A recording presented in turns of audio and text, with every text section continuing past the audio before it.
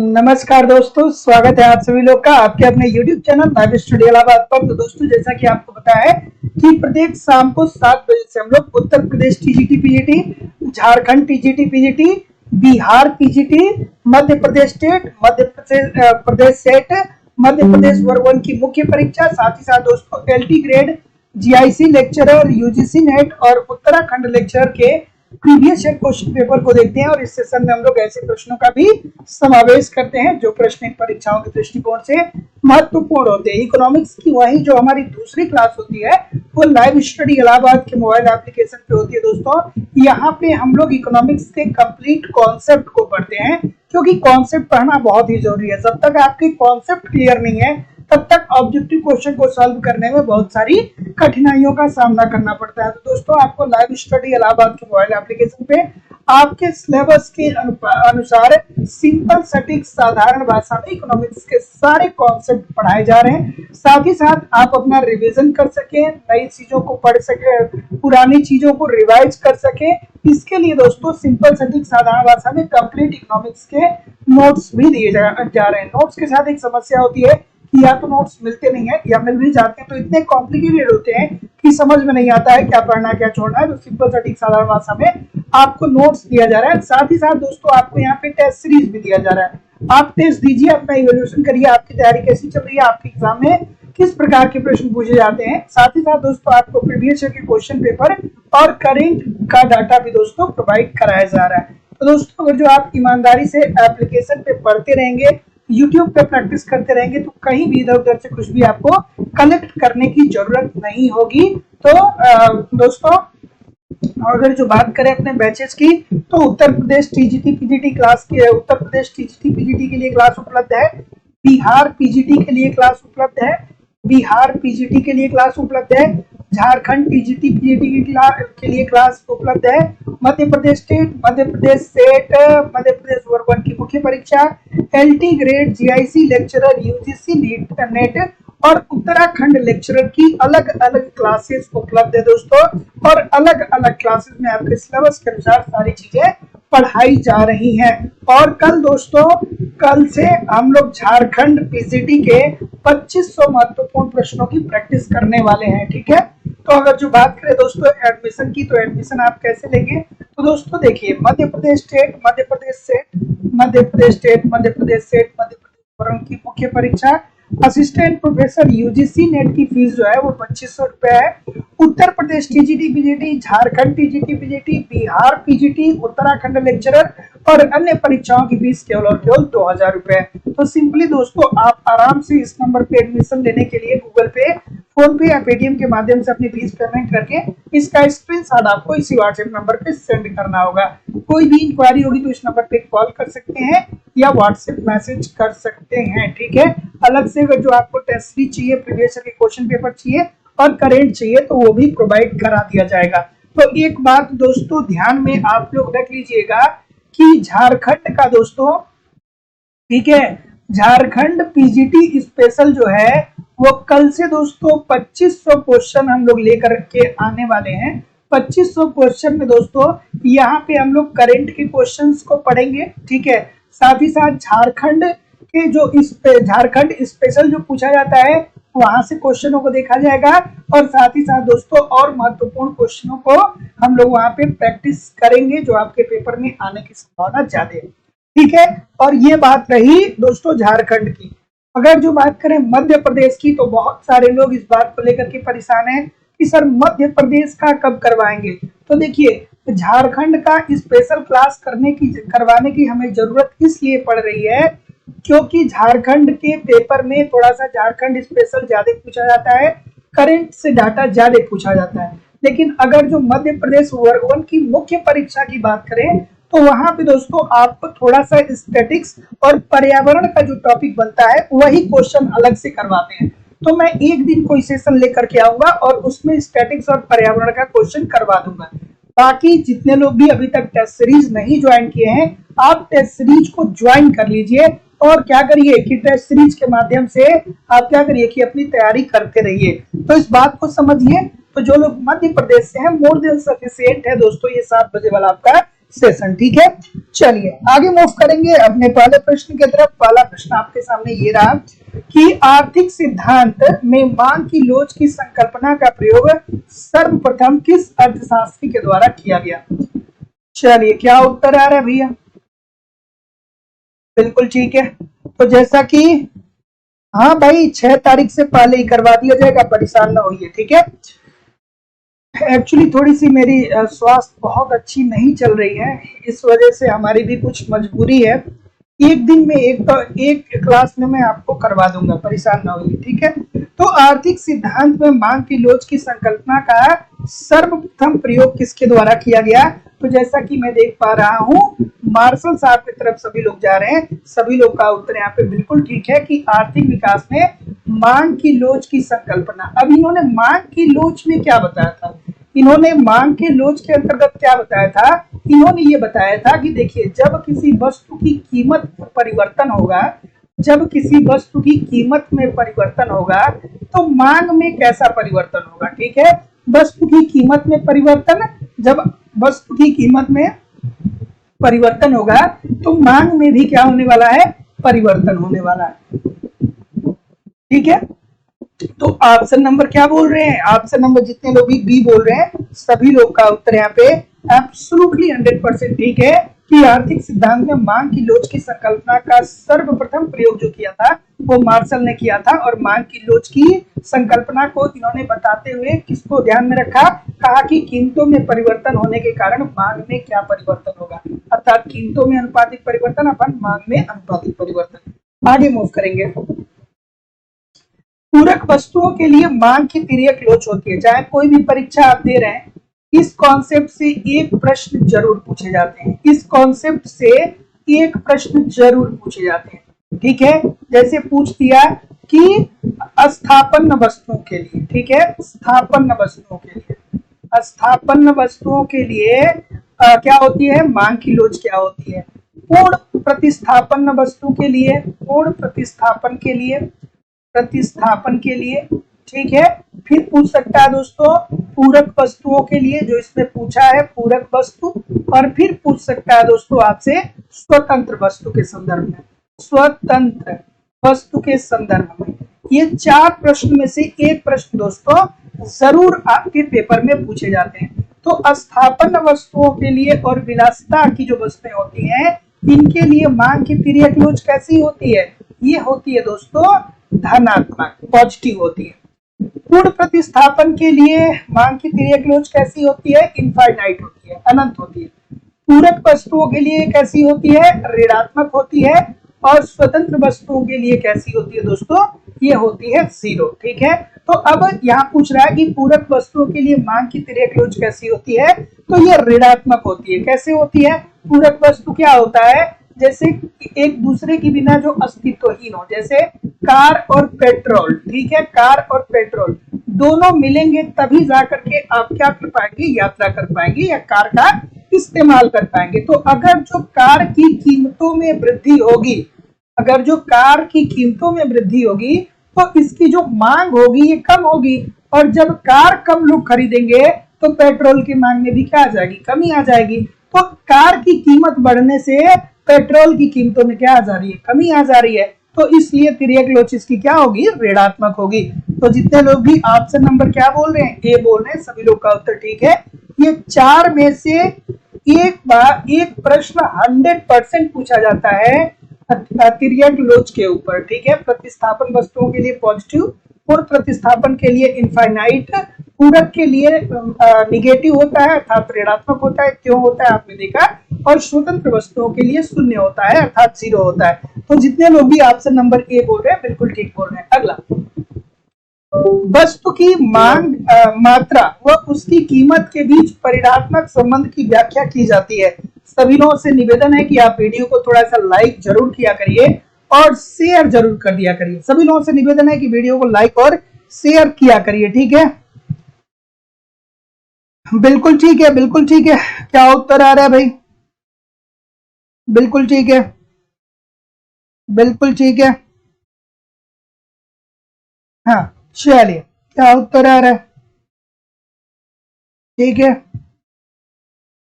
बिल्कुल सही है, बिल्कुल सही है, बिल्कुल सही है। और कोई, और कोई, और कोई? तो जैसा कि मैं देख पा रहा हूँ, क्या उत्तर आ रहा है? सभी लोग बी बोल रहे हैं क्या? सभी लोग बी बोल रहे हैं। आसान सी बात है, आसान सी बात है। सबको पता होना चाहिए कि वस्तु की मांग व उसकी कीमत के बीच परिणात्मक संबंध की व्याख्या की जाती है मांग की लोच के आधार पे। ठीक है, मांग की लोच में क्या होता है भैया कि बस अगर जो वस्तु की कीमतों में जो परिवर्तन हो रहा है, उसी तरीके से वस्तु के मांग में भी परिवर्तन होता है। अर्थात वस्तु की कीमतों में अनुपातिक परिवर्तन अपान वस्तु की मांग में अनुपातिक परिवर्तन। मांग की लोच कितने प्रकार से होती है, कमेंट करके बताइए। ठीक है, कितने प्रकार की मांग की लोच होती है, आप कमेंट करके जरूर मुझे बताइए। सभी लोग कमेंट करके बताइए। ठीक है, अगला प्रश्न, मांग की आड़ी लोच क्या होती है? बहुत खूबसूरत सा प्रश्न। चलिए भाई, मांग की आड़ी लोच होती है। चलिए, बिल्कुल ठीक है। मांग की लोच क्या होती है कि जब जब कीमतों में परिवर्तन होता है, तो उससे मांग में भी परिवर्तन होता है। अगर जो बिल्कुल आपको आसान भाषा में बोलना हो। ठीक है, क्या उत्तर होगा? मांग की लोच तीन प्रकार की होती है। कौन कौन सी? मांग की कीमत लोच, मांग की आय लोच और मांग की आड़ी लोच। ठीक है, मांग की कीमत लोच, मांग की आय लोच और मांग की क्या होती है दोस्तों? तिर्यक लोच या मांग की आड़ी लोच। ठीक है, क्या उत्तर आ रहा है सर? मांग की आड़ी लोच होती है तो आप कहेंगे सर जी संयुक्त मांग वाली वस्तुओं में ऋणात्मक। अब संयुक्त मांग वाली वस्तुओं में क्या हो गया भैया? संयुक्त मतलब जो एक दूसरे के साथ मांगी जाए। और ऐसी वस्तुएं कौन सी होती है? पूरक वस्तु होती है।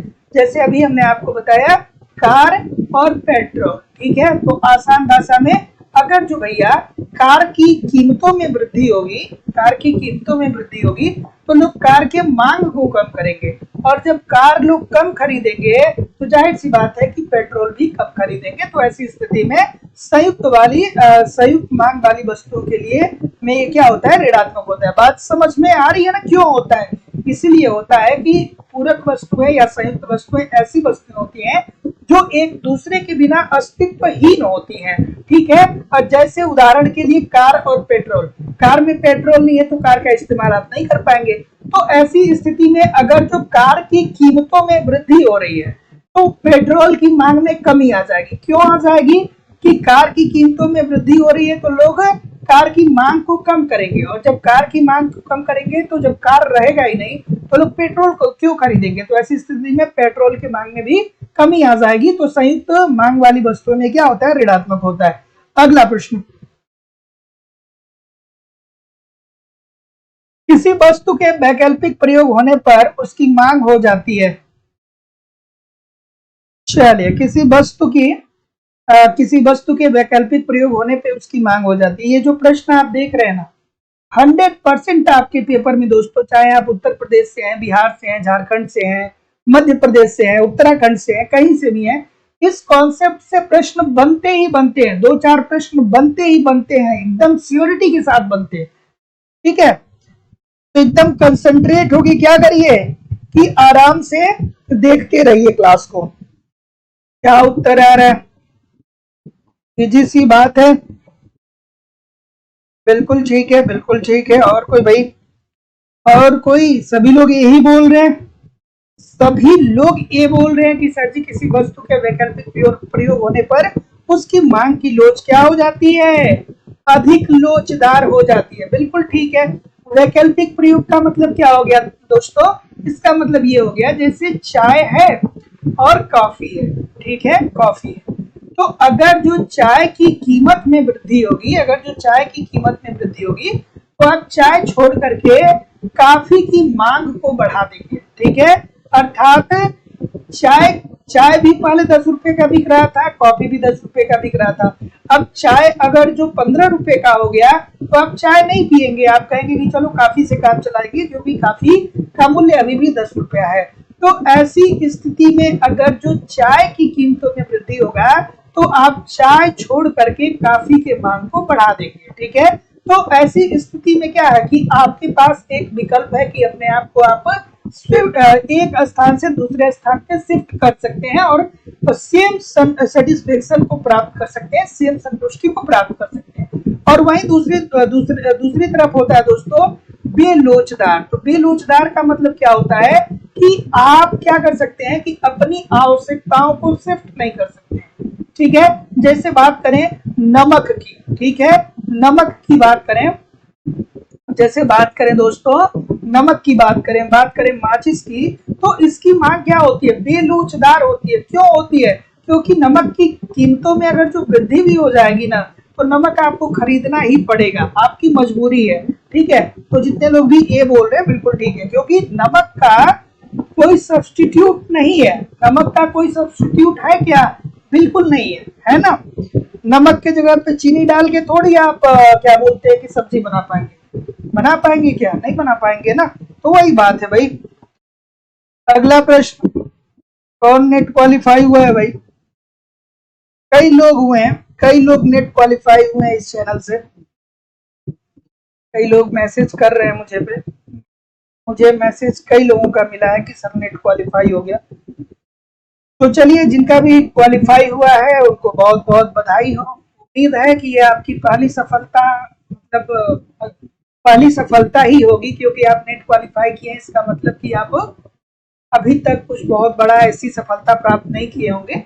तो पहली सफलता है, लेकिन इसको क्या करना है कि अब लगातार और मेहनत करना है, ताकि दुनिया ये ना कहे आपसे कि अरे नेट उसका तुक्का लग गया होगा, है ना। तो जिंदगी में जब एक बार सफलता मिल जाए तो और तेजी से आगे बढ़ना चाहिए और मेहनत करना चाहिए, ताकि कोई ये ना कहे कि अरे यार जिंदगी में उसने एक बार ही तो नेट क्वालिफाई किया, तुक्का लग गया होगा। तो जब आपको एक बार सफलता मिल जाए तो लगातार मेहनत करिए, और एक बार सफलता मिलता है इसका मतलब ये है कि आप उस स्टेज पे हैं जहां पे अब क्या हो रहा है कि आपका एग्जाम क्रैक होना शुरू हो रहा है। तो एकदम लगे रहिए, मेहनत करते रहिए, आगे बहुत सारी सफलताएं देखने वाली हैं, मिलने वाली हैं। क्या उत्तर होगा भाई,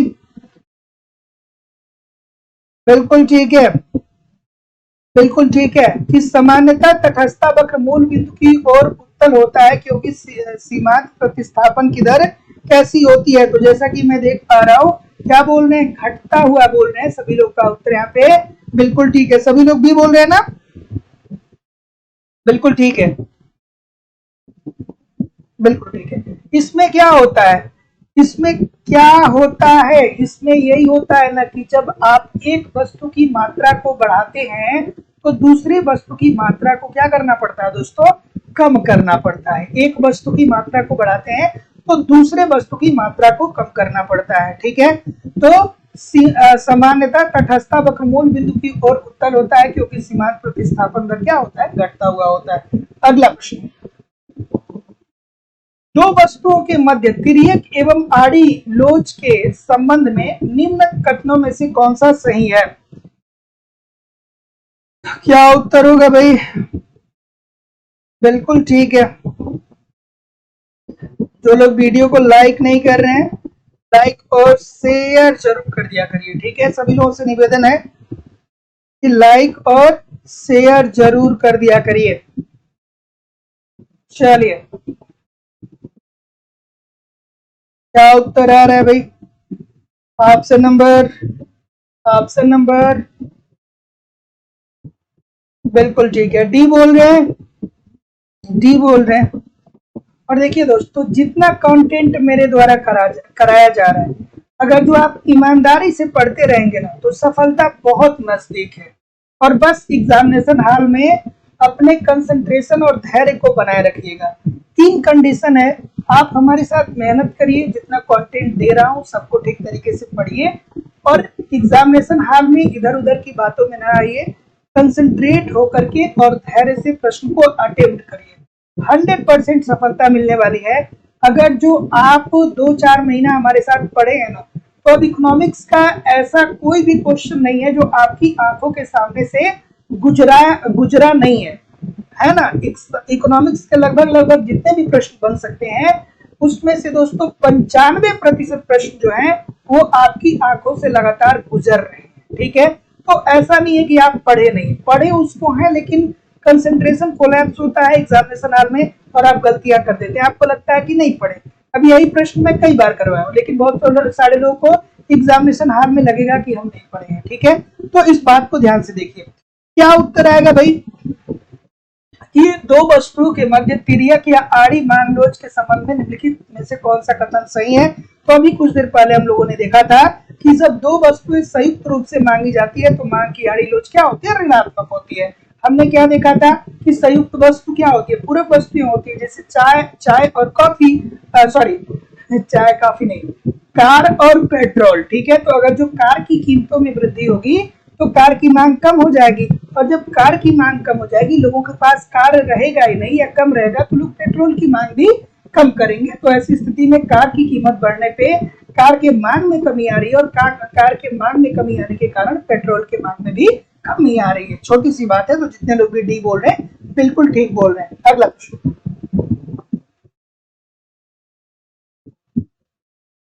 बिल्कुल ठीक है। अगला प्रश्न,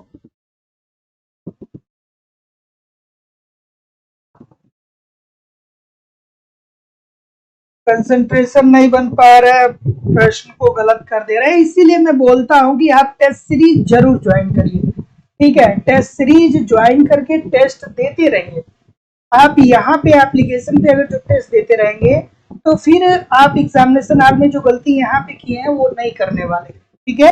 इस बात को ध्यान से समझ लीजिए। और जो लोग भी टेस्ट सीरीज ज्वाइन करना चाहते हैं, डिस्क्रिप्शन बॉक्स में एप्लीकेशन का लिंक है, डाउनलोड करके वहां से टेस्ट सीरीज ज्वाइन कर सकते हैं। क्या उत्तर आ रहा है भाई? डी बोल रहे हैं कि गिवन वस्तुएं क्या होती हैं, संदर्भित करती हैं। तो ये दोस्तों अपकृष्ट वस्तुएं होती हैं। अपकृष्ट वस्तुएं मतलब क्या होता है, निम्न कोटि की वस्तु, निम्न कोटि की वस्तु। यहाँ पे क्या होता है, बाजार का नियम लागू नहीं होता है, अर्थात गिवन वस्तुएं ऐसी निम्न श्रेणी की वस्तुएं होती हैं जहाँ पे बाजार का नियम लागू नहीं होता है। बाजार का नियम क्या कहता है कि अगर जो वस्तु की कीमत में कमी आएगी, अगर जो वस्तु की कीमत में कमी आएगी तो इसकी मांग में वृद्धि हो जाएगी, ठीक है। ये हमारा नियम कहता है। लेकिन ये जो गिवन वस्तुएं होती हैं, जो निम्न श्रेणी की वस्तुएं होती हैं, इसमें क्या होता है कि जब वस्तुओं की कीमतों में कमी आ जाती है तो लोग इसके मांग को भी कम कर लेते हैं। इसका उदाहरण दिया जाता है दोस्तों बाजरे का, ठीक है, बाजरा का उदाहरण दिया जाता है, मिट्टी के तेल किरोसिन ऑयल का उदाहरण दिया जाता है, ठीक है। तो जितने लोग भी डी बोल रहे हैं ठीक बोल रहे हैं। अगला प्रश्न, उपभोक्ता के व्यवहार के उपयोगिता विश्लेषण तरीके में निम्नलिखित में से कौन सी एक मान्यता नहीं है। खूबसूरत सा प्रश्न है, कई बार ये प्रश्न पूछा गया, कई बार ये प्रश्न पूछा गया है, थोड़ा आराम से करिएगा। बिल्कुल ठीक है, बिल्कुल ठीक है, बिल्कुल ठीक है।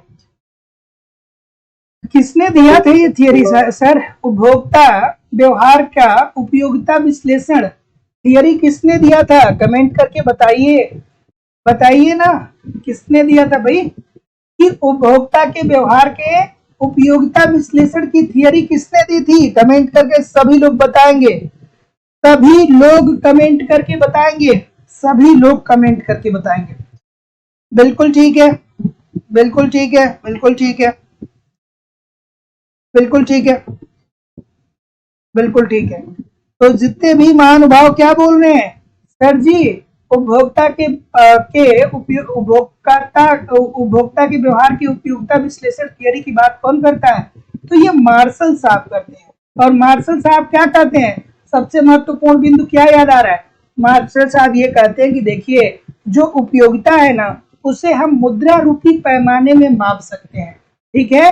अर्थात उपयोगिता को सबसे पहले मुद्रा के रूप में मापने का प्रयास किसने किया? तो मार्शल साहब ने किया है, ठीक है। तो इस बात को ध्यान में आप रखिएगा। तो यहाँ पे क्या पूछ रहा है कि उपभोक्ता के व्यवहार में उपयोगिता विश्लेषण तरीके में निम्नलिखित में से कौन सी एक मान्यता नहीं है? तो देखिए मुद्रा की सीमांत उपयोगिता गिरती जाती है नहीं, मुद्रा की सीमांत उपयोगिता जो है दोस्तों वो गिरती नहीं है, ये उनकी मान्यता के नहीं है, के अंतर्गत बातें नहीं आती है। उपयोगिता मापनीय है, उपयोगिता मुद्रा के रूप में मापा जा सकता है, और मुद्रा की सीमांत उपयोगिता को उन्होंने स्थिर बताया है। तो जितने लोग भी ऑप्शन नंबर सी बोल रहे हैं सभी लोग का उत्तर ठीक है, और जितने लोग भी डी बोल रहे हैं सब गलत बोल रहे हैं। क्योंकि ये नहीं वाली बात उन्होंने नहीं देखी है। तो D this is the C this is the right answer हो जाएगा। सभी लोग एक बार वीडियो को लाइक और शेयर जरूर कर दिया करिए। निवेदन है सभी लोगों से निवेदन है, इतने सारे लोग देखिए क्लास देख रहे हैं, फिर भी लाइक और शेयर की संख्या बहुत कम है। और झारखंड में दोस्तों, झारखंड पीजीटी के लिए 2500 क्वेश्चनों को हम लोग दोस्तों कल से प्रारंभ कर रहे हैं। इस 2500 क्वेश्चन में दोस्तों हम लोग करंट के डाटा से संबंधित सारे प्रश्नों को देखेंगे, झारखंड स्पेशल से संबंधित सारे प्रश्नों को देखेंगे और बाकी इंडियन इकोनॉमी और साथ साथ में जो महत्वपूर्ण क्वेश्चन होते हैं उनको हम लोग देखने वाले हैं। तो दोस्तों यथाशीघ्र अगर जो आपने बैच नहीं ज्वाइन किया है तो ज्वाइन कर लीजिए। अब से भी चल के दोस्तों आप वहां पे झारखंड स्पेशल पढ़िए, सारी चीजें अब से भी आप कवर कर सकते हैं, अभी भी आपके पास इतना टाइम है। तो आप यथाशीघ्र एडमिशन लेकर के दोस्तों अपनी पढ़ाई शुरू कर दीजिए। एडमिशन फीस इस स्पेशल बैच का, जो स्पेशल बैच शुरू किया गया है, इसका फीस केवल और केवल 1000 रुपए ही है। ठीक है, तो इसके लिए आपको दोस्तों 1000 रुपए पेमेंट करना होगा इस नंबर पे, गूगल पे, फोन पे या पेटीएम के माध्यम से, और उसका स्क्रीनशॉट सेंड करना होगा। कोई भी इंक्वायरी होगा तो नीचे दिए गए नंबर पे कॉल या व्हाट्सएप मैसेज कर सकते हैं। तो क्या उत्तर आ रहा है कि बजट प्रभाव से आशय है। तो बजट प्रभाव में क्या होता है दोस्तों, सरकारी बजट क्या होता है, सरकार का बजट क्या होता है भैया, कि किसी एक वित्तीय वर्ष में सरकार के आय और व्यय का ये वार्षिक विवरण होता है। बजट क्या होता है, सरकार के आय व व्यय का ये क्या होता है दोस्तों, वार्षिक विवरण होता है। और इसमें क्या करता है दोस्तों कि सरकार आय प्राप्त करता है, कर के माध्यम से, ऋण के माध्यम से सरकार आय प्राप्त करता है, और फिर सरकार क्या करता है कि जो आय प्राप्त है उसके लिए कल्याणकारी योजनाएं बनाता है, जिससे गरीब तबका भी जो है वो क्या हो पाए, लाभान्वित हो पाए। गरीबों के लिए योजनाएं बनाई जाती है, जैसे मुकेश अंबानी से बहुत सारा टैक्स लिया जा रहा होगा, वो पैसा आ रहा है ना, तो ऐसी स्थिति में गवर्नमेंट लोगों के लिए, जो गरीब लोग हैं उनके लिए क्या कर रही है, उनके लिए योजनाएं बना रही हैं। ठीक है, तो ऐसी स्थिति में अमीर गरीब व्यक्ति भी रोजगार प्राप्त कर रहा है, तो आय की विषमता जो है वो दूर होने की संभावना इससे है। तो आय के वितरण में सरकारी व्यय, तो जितने लोग भी क्या बोल रहे हैं, ये बोल रहे हैं, बिल्कुल ठीक बोल रहे हैं। अगला प्रश्न कि प्रसिद्ध हीरा पानी विरोधाभास किसने दिया। मोस्ट इंपॉर्टेंट प्रश्न है, बहुत बार पूछा गया है, बहुत बार ये प्रश्न पूछा गया है कि प्रसिद्ध हीरा पानी विरोधाभास किसने दिया है। प्रसिद्ध हीरा पानी विरोधाभास किसने दिया है भाई, क्या उत्तर होगा। इजी सी बात है, सबको पता है क्या। ये प्रश्न ऐसा है कि एक बार आप पढ़ लिए तो फिर जिंदगी भर आपको याद रहेगा। ये हीरा पानी विरोधाभास जो दिया गया भैया, वो एडम स्मिथ साहब के द्वारा दिया गया। और एडम स्मिथ साहब ने क्या कहा, उन्होंने कहा कि देखिए जीवन जीने के लिए पानी जो है वो सबसे महत्वपूर्ण है, अनिवार्य है। जीवन जीने के लिए पानी महत्वपूर्ण और अनिवार्य है, लेकिन फिर भी पानी की कोई कीमत नहीं होती है। ठीक है, पानी की कोई कीमत नहीं है। वहीं दूसरी तरफ जीवन जीने के लिए हीरा उपयोगी नहीं है, लेकिन फिर भी हीरे की कीमत बहुत ज्यादा है। ठीक है, तो ऐसी स्थिति में यही बात उन्होंने अपने एडम स्मिथ साहब ने अपने हीरा पानी विरोधाभास में बताया कि देखिए भैया, जो वाकई में महंगा होना चाहिए वो तो महंगा है ही नहीं। पानी जो है वो सबसे कीमती है, पानी नहीं रहेगा तो जिंदगी कैसे चलेगी, लेकिन फिर भी पानी की कीमत बहुत कम है। और हीरा कोई जरूरी नहीं है, हीरा क्या होता है, हीरा का कोई व्यवहारिक उपयोग तो होता नहीं है। तो क्या है कि हीरा उपयोगी नहीं है, फिर भी इसकी कीमत ज्यादा है। फिर इसकी कीमत क्यों ज्यादा है, तो आप कहेंगे सर जी हीरा जो है ये दुर्लभ वस्तु है और अंतरराष्ट्रीय बाजार में इसकी जो मांग है ये बहुत ज्यादा है और इसकी पूर्ति जो है उसके अनुसार नहीं हो पा रही है। ठीक है, तो दुर्लभ वस्तु होने के कारण हीरा जो है तो क्या है भैया, महंगा है। अगला कि एक वक्र जो एजवर्थ बॉक्स में एक्स एवं वाई सममात्रा वक्रों के सभी स्पर्श बिंदुओं से होकर गुजरता है कहलाता है। प्यारा सा प्रश्न है, अच्छा सा प्रश्न है। सभी लोगों से निवेदन है कि वीडियो को लाइक और शेयर जरूर कर दिया करिए। बिल्कुल ठीक है। इकोनॉमिक्स की भाषा में तेजड़िया क्या होता है, कोई बताएगा? तेजड़िया का मतलब क्या होता है? चलिए इस प्रश्न का उत्तर करिए। तो जैसा कि मैं देख पा रहा हूं डी बोल रहे हैं, तो जितने भी लोग डी बोल रहे हैं सर, सभी लोग का उत्तर यहाँ पे बिल्कुल ठीक है, संविदा वक्र है ना। तो एक वक्र जो एजवर्थ बॉक्स में एक्स तथा एक्स और वाई सममात्रा वक्रों के सभी स्पर्श बिंदुओं से होकर के गुजरता है दोस्तों, इसे हम क्या बोलते हैं? संविदा वक्र बोलते हैं। संविदा वक्र किसने दिया था भाई? याद आ रहा है? एजवर्थ साहब की याद आ रही है, मार्शल साहब की याद आ रही है। तो जितने लोग भी ऑप्शन नंबर क्या बोल रहे हैं? डी बोल रहे हैं, सभी लोग का उत्तर यहाँ पे बिल्कुल ठीक हो जाएगा। अगला प्रश्न शेयर बाजार से संबंधित है, बिल्कुल ठीक है। और कोई? बिल्कुल ठीक है। हाँ चलिए।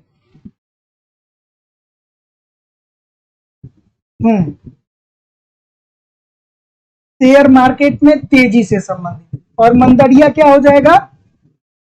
शेयर मार्केट में मंदी से संबंधित हो जाएगा, है ना। थोड़ा थोड़ा इन सारी चीजों को भी आप याद रखिएगा। बिल्कुल ठीक है। क्या उत्तर आ रहा है कि यदि एक उत्पाद बेबलन वस्तु होता है तब, बेबलन वस्तु होता है, बिल्कुल ठीक है। बेबलन वस्तु क्या होता है? बिल्कुल ठीक है। बिल्कुल। इसमें क्या होता है भाई? इसमें ये होता है कि एक व्यक्ति जो होता है ना, वो अपने आय का प्रदर्शन करता है, ठीक है। बेबलन वस्तुएं ऐसी वस्तुएं होती हैं जिनकी कीमत बहुत ज्यादा होती है, ठीक है, लेकिन फिर भी समाज के कुछ लोग ऐसे होते हैं, वो अपने आय को प्रदर्शित करने के लिए इन वस्तुओं को परचेज करते हैं। जैसे 6,000 के ओप्पो फोन से भी काम चल जाएगा, लेकिन फिर भी सिक्योरिटी के नाम पे आईफोन लोग खरीदते हैं, है ना। 1-1 लाख रुपए का, 2-2 लाख रुपए का लोग आईफोन खरीदते हैं।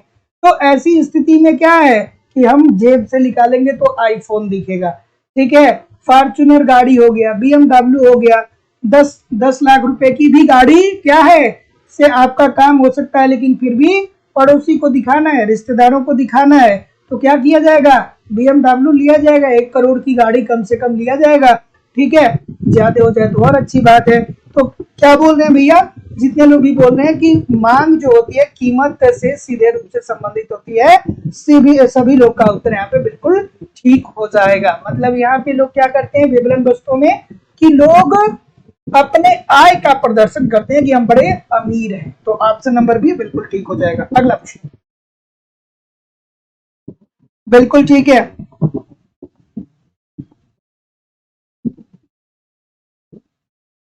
क्वेश्चन पूरा नहीं दिखता है, मिथिलेश जी कह रहे सर जी क्वेश्चन पूरा नहीं दिख रहा है। क्यों नहीं दिख रहा है भाई? छोटा दिख रहा है क्या? हा? अब बड़ा दिख रहा है, बताइए। चलिए अगला प्रश्न खूबसूरत सा, बिल्कुल ठीक है। ऑप्शन नंबर बी बोल रहे हैं सर। बी के अलावा कोई और है? कोई नहीं है बी के अलावा, बिल्कुल ठीक है। तो जितने लोग भी क्या बोल रहे हैं? बी बोल रहे हैं, सभी लोग का उत्तर यहाँ पे बिल्कुल ठीक हो जाएगा। बी ही बोल रहे हैं ना सभी लोग, बिल्कुल ठीक है। बिल्कुल। तो निम्नलिखित में से किस नियम के कारण मांग वक्र नीचे की ओर ढाल वाला होता है? तो ये होता है दोस्तों सीमांत उपयोगिता ह्रास नियम, जिसे हम लोग क्या बोलते हैं? गोसेन का प्रथम नियम। क्या होता है?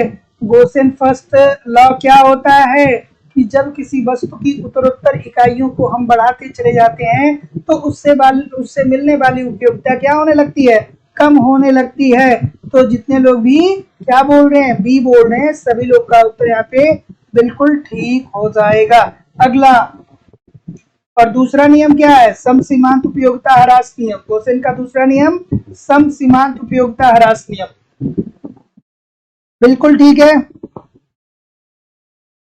बिल्कुल ठीक है। क्या उत्तर होगा? चलिए, ऑप्शन नंबर, स्लस्टकी समीकरण व्याख्या करता है। स्लस्टकी का समीकरण किस चीज की व्याख्या करता है भाई? स्लस्टकी का समीकरण किस चीज की व्याख्या करता है बताइए। बिल्कुल ठीक है, बिल्कुल ठीक है, बिल्कुल ठीक है, बिल्कुल ठीक है। तो इजी सी बात है, बहुत बार बताया हूं कि स्लस्टकी का जो समीकरण है सर, वो मूल्य, आय तथा प्रतिस्थापन प्रभावों के बीच विभाजन की बात करता है। तो option number C this is the right answer हो जाएगा। ऐसे प्रश्नों के लिए दोस्तों आपको कॉन्सेप्ट पढ़ना पड़ता है, क्योंकि ये कोई एक लाइन के प्रश्न नहीं है, इसके पीछे लंबी चौड़ी थियरी है। तो बार बार मैं इसीलिए बोलता हूँ कि आप कॉन्सेप्ट जरूर पढ़िए दोस्तों, ठीक है। अगला प्रश्न आपके सामने ये रहा, खूबसूरत सा प्रश्न है, एक बार नहीं बहुत बार दोस्तों ये प्रश्न आपके पेपर में पूछा जा चुका है, ठीक है। चलिए, कि प्रकटित अधिमान सिद्धांत के संबंध में निम्नलिखित में से कौन सा वक्तव्य सही है? नीचे दिए गए कूट में सही उत्तर आप चुनिए। प्रकटित अधिमान सिद्धांत किसने दिया था भाई? प्रकटित अधिमान सिद्धांत किसने दिया था? कमेंट करके बताइए। बिल्कुल ठीक है, बिल्कुल ठीक है। हाँ, क्या उत्तर आ रहा है? बिल्कुल सही है। किसने दिया था?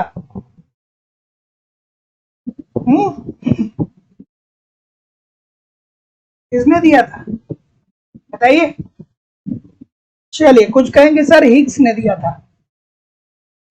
अरे हिग्स ने नहीं दिया था, सैमुअल्सन ने दिया था, ठीक है। तो जितने लोग भी ऑप्शन नंबर क्या बोल रहे हैं, सैमुअल्सन बोल रहे हैं, ठीक बोल रहे हैं, है ना। प्रकटित अधिमान सिद्धांत की बात कौन करता है? सैमुअल्सन साहब बोलते हैं। और उन्होंने क्या बोला है देखते हैं। प्रकटित अधिमान सिद्धांत के संबंध में निम्नलिखित में से कौन सा वक्तव्य सही है? नीचे दिए गए कूट में सही उत्तर को चुनिए। तो देखिए, मांग की आय लोच धनात्मक होगी, एब्सोल्युटली 100% ठीक है। ये मांग की आय लोच को धनात्मक बोलते हैं, सबल क्रमबद्धता की बात बोलते हैं, देयर इज नो डाउट, ठीक है। और उपभोक्ता अधिमान प्रबल क्रमांक को तुष्ट करता है, ये भी बात है 100% ठीक है। तो अगर जो आपने कॉन्सेप्ट पढ़ा है तो आप जानते होंगे। जितने लोग भी ए और बी दोनों बोल रहे हैं, सभी लोग का उत्तर यहाँ पे बिल्कुल ठीक है। तो दोस्तों, अगला प्रश्न कि एंजिल वक्र क्या संकेत देता है? बहुत इंपॉर्टेंट प्रश्न है। तो हमारी इकोनॉमिक्स की दूसरी क्लास दोस्तों लाइव स्टडी इलाहाबाद के मोबाइल एप्लीकेशन पे हो रही है। आप यहाँ पे दोस्तों मेरे साथ ईमानदारी से जुड़िए, सारी कॉन्सेप्ट को सिंपल सटीक साधारण भाषा में आपके सिलेबस के अनुसार पढ़ाया जा रहा है। पूरे सिलेबस को आप पढ़िए एक बार, ठीक है। साथ ही साथ आपको कंप्लीट वहां पे नोट्स दिया जा रहा है, नोट्स के माध्यम से समय समय पर रिवीजन करते रहिए।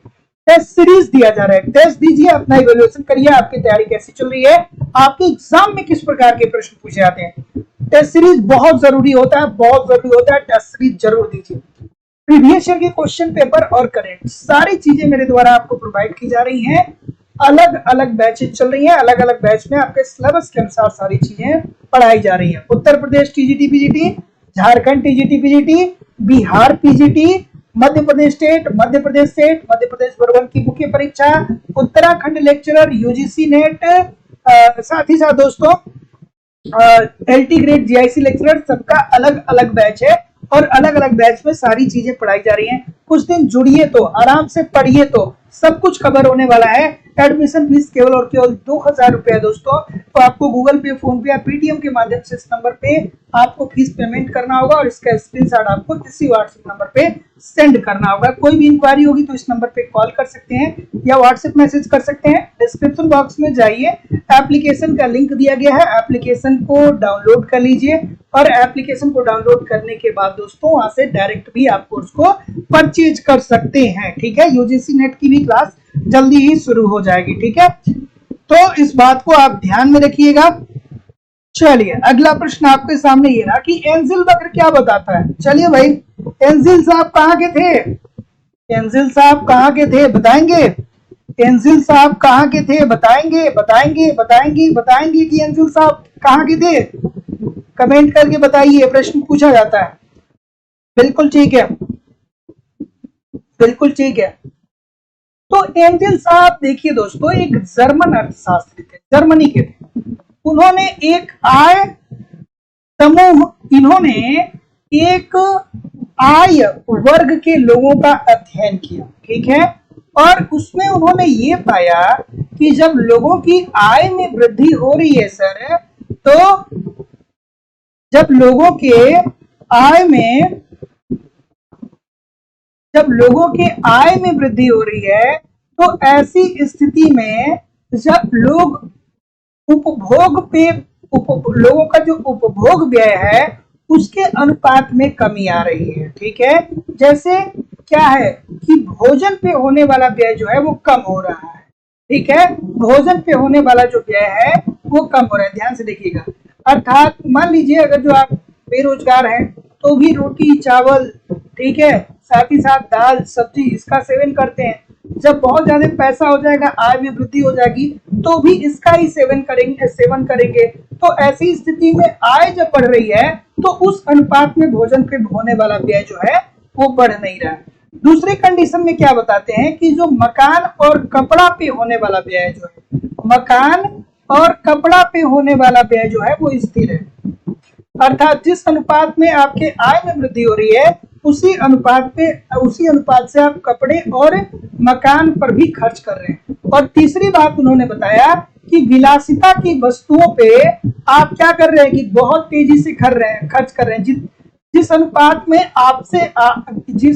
में आपकी आय बढ़ रही है उससे ज्यादा आप विलासिता की वस्तुओं पे पैसा खर्च कर रहे हैं, ठीक है। जैसे अभी आपकी नौकरी लग जाएगी तो क्या करेंगे, नौकरी लग जाएगी तो आपकी सैलरी क्या होगी, 60 से 70 हजार रुपए आपकी सैलरी होगी।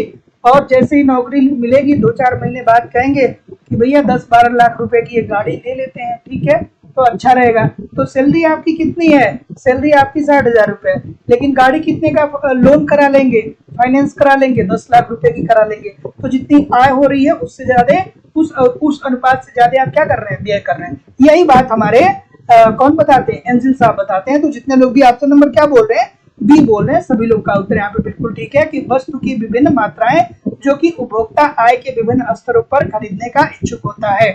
अगला प्रश्न, चलिए सूची 1 को सूची 2 के साथ सुमेलित करिए सर। बिल्कुल ठीक है,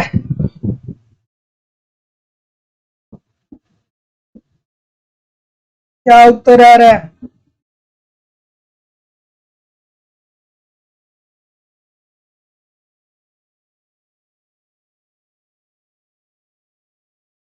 बिल्कुल ठीक है,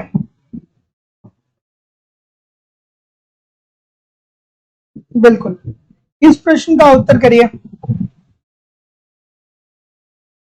ऑप्शन नंबर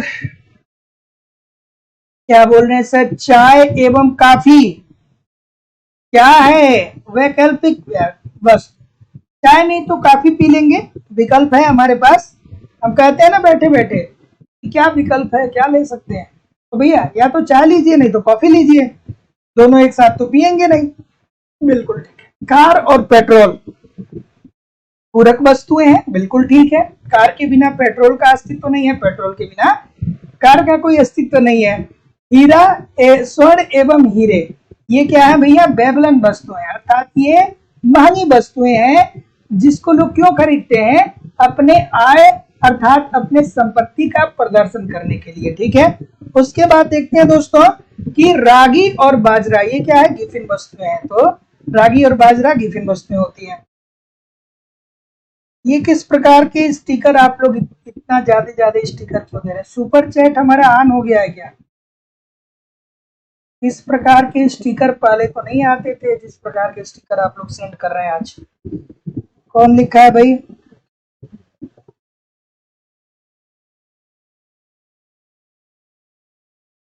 हाँ? इतना सारा बात क्यों हो रहा है भाई,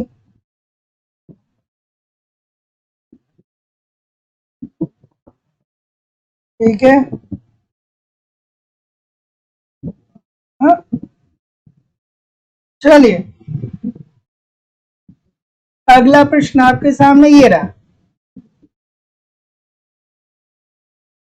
पढ़ाई पर ध्यान दीजिए, ज्यादा बेहतर होगा। जिंदगी के लिए सबसे ज्यादा जरूरी क्या है? जिंदगी में सबसे ज्यादा जरूरी क्या है? अगर जो कॉम्पिटिटिव एग्जामिनेशन की तैयारी कर रहे हैं तो जिंदगी में सबसे ज्यादा जरूरी जो है वो क्या है? पढ़ाई करना है कि नहीं है? क्या उत्तर आ रहा है बताइए? ऑप्शन नंबर डी बोल रहे हैं, सभी लोग डी बोल रहे हैं। तो जितने भी महानुभाव डी बोल रहे हैं बहुत अच्छा बोल रहे हैं कि सामान्य वस्तुओं के मामले में आय प्रभाव क्या होता है? धनात्मक होता है। हमने बहुत बार ये बात बताई है। उत्कृष्ट वस्तुओं के मामले में आय प्रभाव शून्य थोड़ी होता है, ठीक है? गलत हो जाएगा। सारी गिफिन वस्तुएं निकृष्ट वस्तुएं हैं, परंतु सारी निकृष्ट वस्तुएं गिफिन वस्तुएं नहीं होती है। बिल्कुल ठीक है, 100% सही है, बहुत बार बताया हूं। और निकृष्ट वस्तुओं के मामले में आय प्रभाव ऋणात्मक होता है, बिल्कुल ठीक है। तो जितने लोग भी ऑप्शन नंबर डी बोल रहे हैं 1, 3 और 4 सभी लोग का उत्तर यहाँ पे बिल्कुल ठीक होने वाला है। अगला प्रश्न, कथन और कारण, ये दोनों प्रश्न आ गया।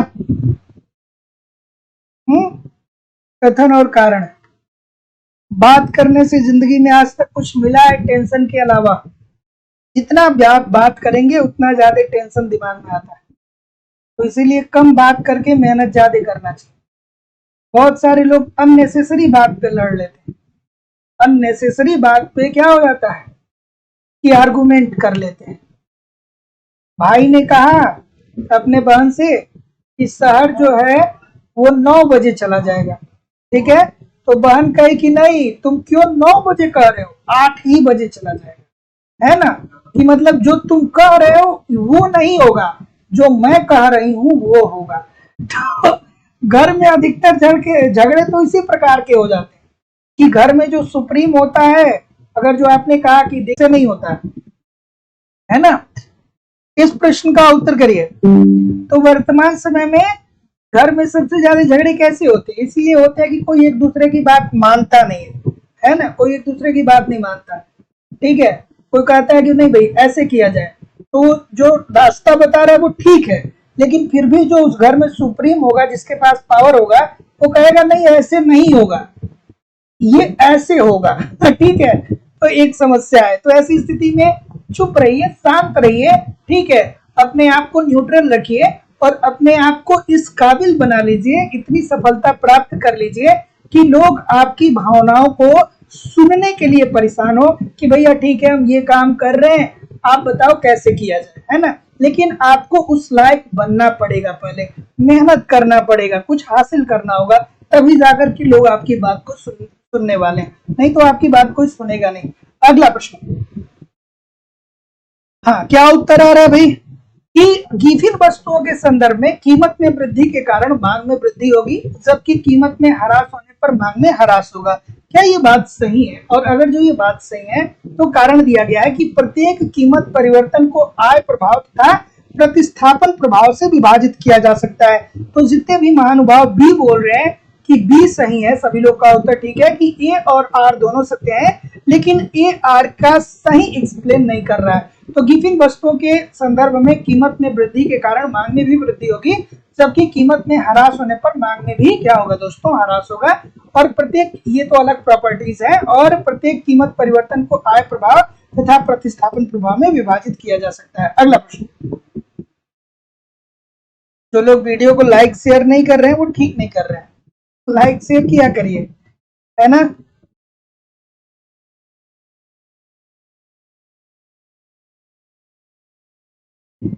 चलिए इस प्रश्न का उत्तर करिए।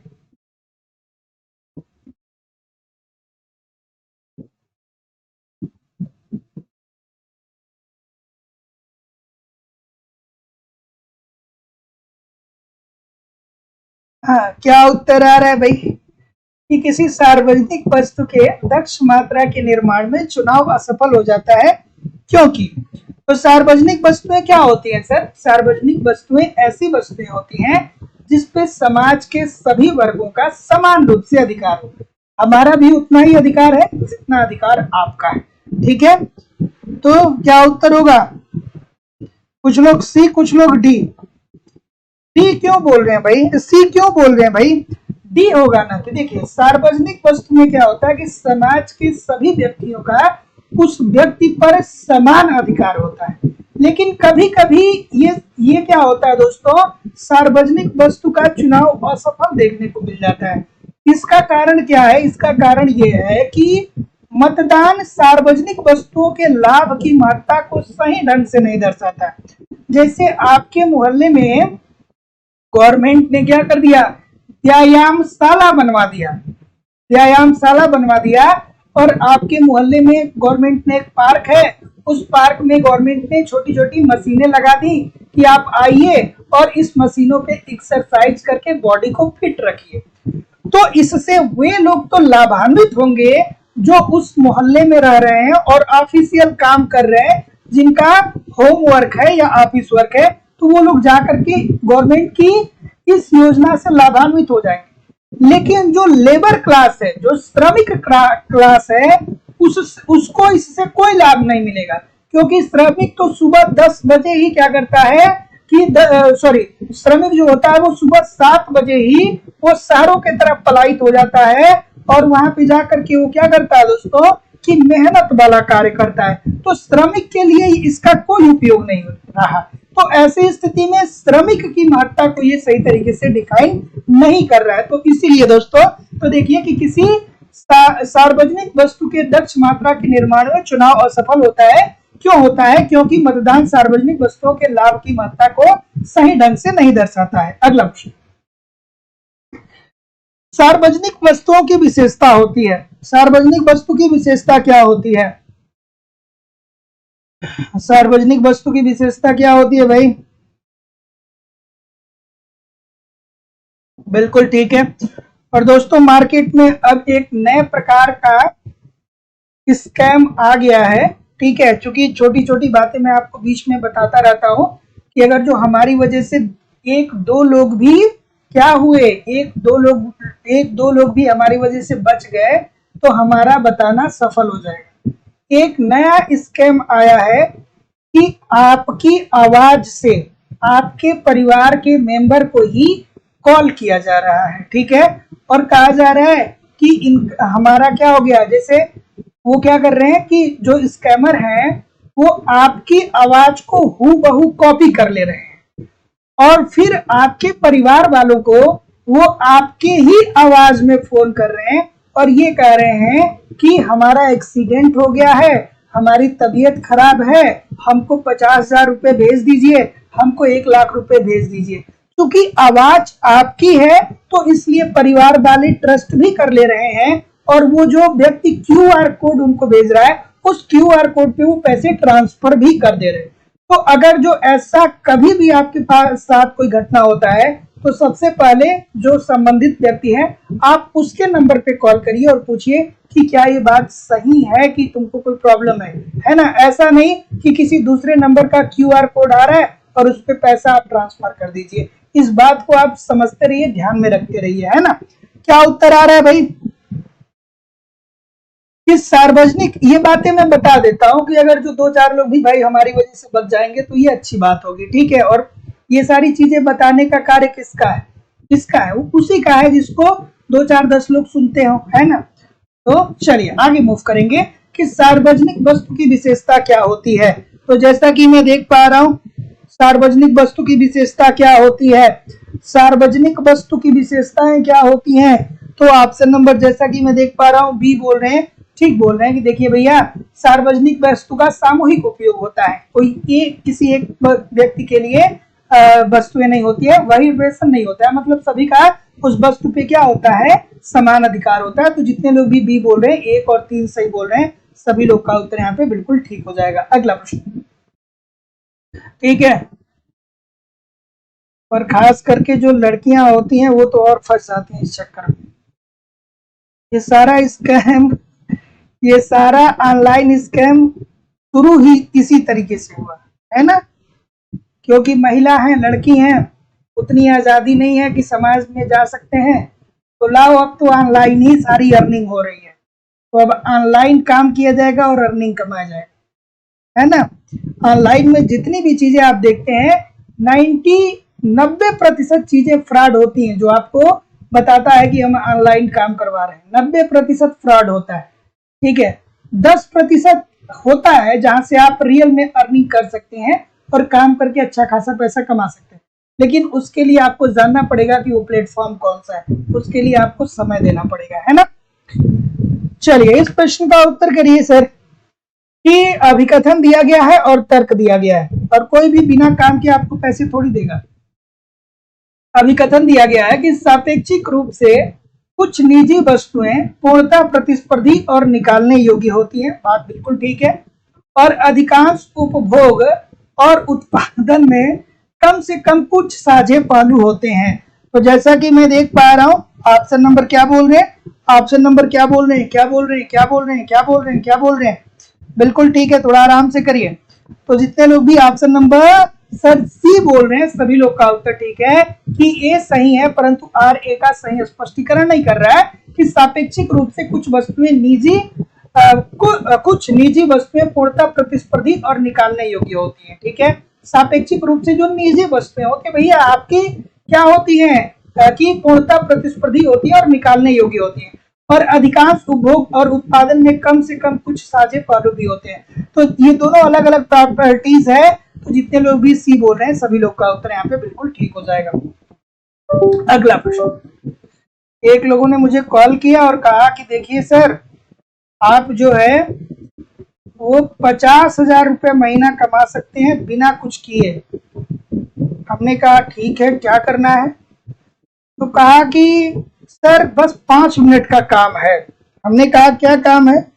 तो कहे कि अमेजन प्राइम से आपको लिंक शेयर करके प्रोडक्ट को खरीदवाना है।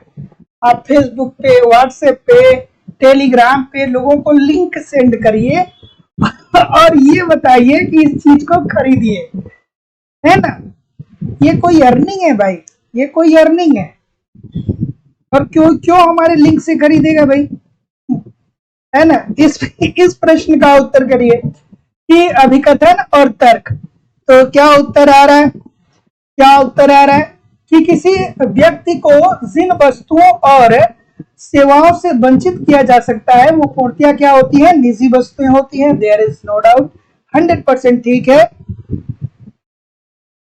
बिल्कुल। आगे मूव करेंगे। राज्य द्वारा ऐसी वस्तुएं एवं सेवाएं निःशुल्क उपलब्ध नहीं कराई जाती हैं। तो जैसा कि मैं देख पा रहा हूं क्या उत्तर आ रहा है, बिल्कुल ठीक है, सभी लोग ये बोल रहे हैं, कुछ बी भी बोल रहे हैं, कुछ बी भी बोल रहे हैं, कुछ ए बोल। बी क्यों बोल रहे हैं सर, देखिए किसी व्यक्ति को जिन वस्तुओं और सेवाओं से वंचित किया जा सकता है वे पूर्णतया निजी वस्तुएं होती हैं, बात बिल्कुल ठीक है। अपना कार है, अपनी बाइक है, तो भैया हम दूसरे को क्यों देंगे, खुद ही यूज करेंगे, और क्या। राज्य द्वारा ऐसी वस्तुएं और सेवाएं निःशुल्क उपलब्ध नहीं कराई जाती हैं।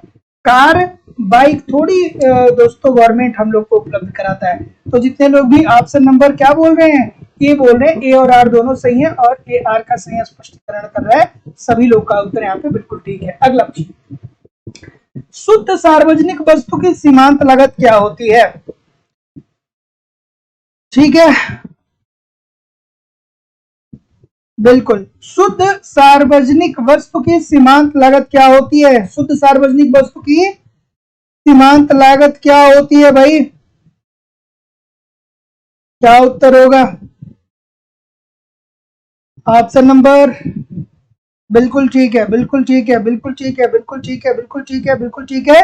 तो शुद्ध सार्वजनिक वस्तु की सीमांत लागत क्या होती है, वो क्या होता है, वो होता है शून्य या शून्य के निकट। मतलब जो शुद्ध सार्वजनिक वस्तु होती है उसकी कोई लागत नहीं होती है, क्योंकि आपको पैसा अदा नहीं करना पड़ता है, ठीक है। जैसे आप क्या करते हैं दोस्तों, हॉस्पिटल में जाते हैं तो 1 रुपए का पंजीकरण कराते हैं, वो अलग सी बातें हैं, लेकिन आप कोई डॉक्टर को बहुत बड़ा फीस नहीं देते हैं, वहां से आपको क्या मिलता है, मुफ्त में दवाइयां मिलती हैं। तो ये क्या हो जाएगा कि इसकी जो सीमांत लागत है वो शून्य होती है या शून्य के निकट होती है, ठीक है। अगला प्रश्न, कि सामाजिक वस्तुओं का प्रावधान समस्या पैदा करता है, क्योंकि सार्वजनिक वस्तुओं का प्रावधान समस्या पैदा करता है, ठीक है, बताइए।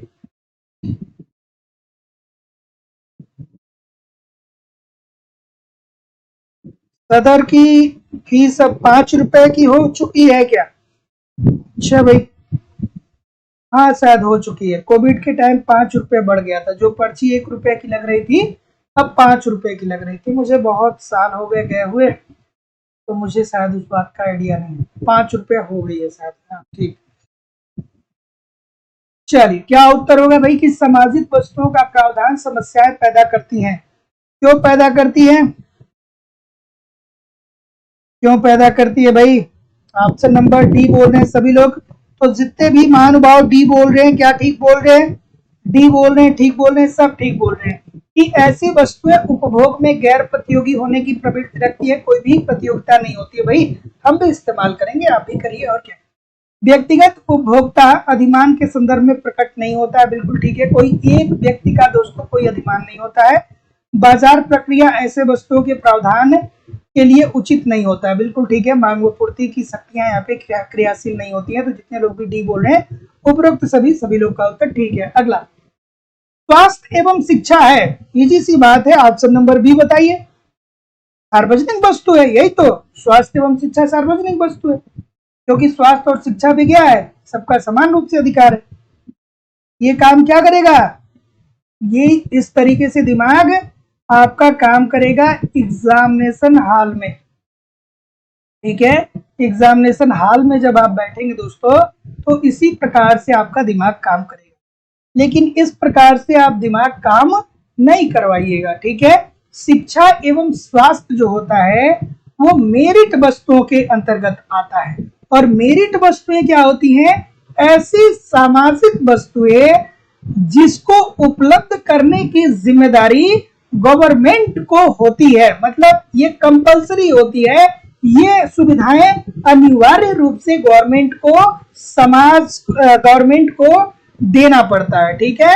ये अनिवार्य सेवाएं होती हैं जिसे गवर्नमेंट को अनिवार्य रूप से यानी निश्चित रूप से समाज के लिए प्रोवाइड कराना होता है। तो स्वास्थ्य एवं शिक्षा जो है ये सार्वजनिक वस्तु से थोड़ा सा अलग है, ये मेरिट वस्तुओं के अंतर्गत आता है।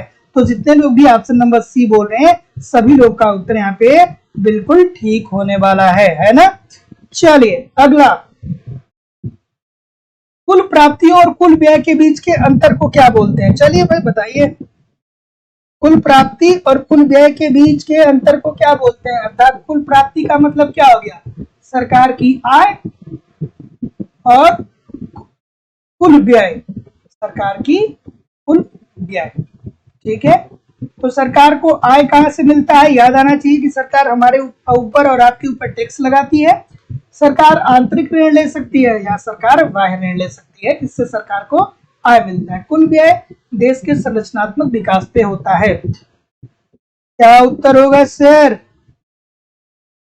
ये बोल रहे हैं बजट घाटा बोल रहे हैं, 100% ठीक बोल रहे हैं सर कि बजट घाटा क्या होता है? कुल प्राप्तियों और कुल व्यय के बीच का अंतर होता है। तो इसे हम क्या बोलते हैं? बजटीय घाटा बोलते हैं। तो जितने भी महानुभाव ये बोल रहे हैं बिल्कुल ठीक बोल रहे हैं। अगला, बजट में राजकोषीय घाटे का अर्थ क्या है? और जो लोग भी दोस्तों झारखंड से जुड़े हैं, आप कल से ज्वाइन जरूर मुझे करिए। यहाँ पे 2500 महत्वपूर्ण क्वेश्चनों की प्रैक्टिस आपको करवाई जा रही है, ठीक है। ठीक है, चलिए एप्लीकेशन पे क्लास होगी, लाइव स्टडी इलाहाबाद के मोबाइल एप्लीकेशन, ठीक है, जहाँ पे हम लोग झारखंड स्पेशल से ऑब्जेक्टिव क्वेश्चन को देखेंगे, जहाँ पे हम लोग करंट से ऑब्जेक्टिव क्वेश्चन को देखेंगे, इंडियन इकोनॉमी के बहुत सारे प्रश्नों को देखेंगे।